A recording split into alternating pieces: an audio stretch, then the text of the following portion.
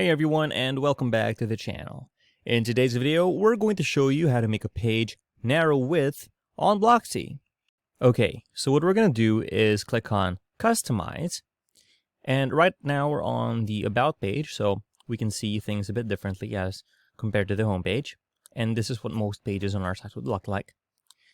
Once we're in the Customizer, let's scroll down to Pages, click on that. And you can see we have our page structure. Now we have narrow width and we have normal width. Let's click on narrow width. And you can see that the content of our page becomes narrow. Now what else can we do here? All right, we can stop here and, well, narrow width. But we can go to our general options, click on layout, and you can see we have maximum site width, content area spacing, content edge spacing, and a narrow container max width. See here, this option applies only if the posts or pages are set to narrow width structure, and they are here.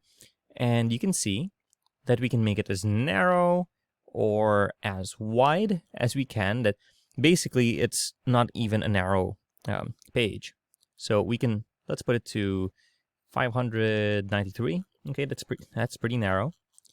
And we can also change our maximum width, right? We can also, if our header seems to be a bit too wide, as you can see here, we've maxed it out, we can bring it in to be a bit more narrow, a bit more compact, just so it fits the rest of our website that we want it to be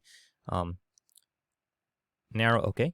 And we can also change the content area spacing, but it really depends on our content. Let's set it back to default. We can also change our content edge spacing, and you can see here on our header, it squishes things back in, and you can change that depending on if it's desktop, tablet, or mobile to make it more responsive, but right now it's okay.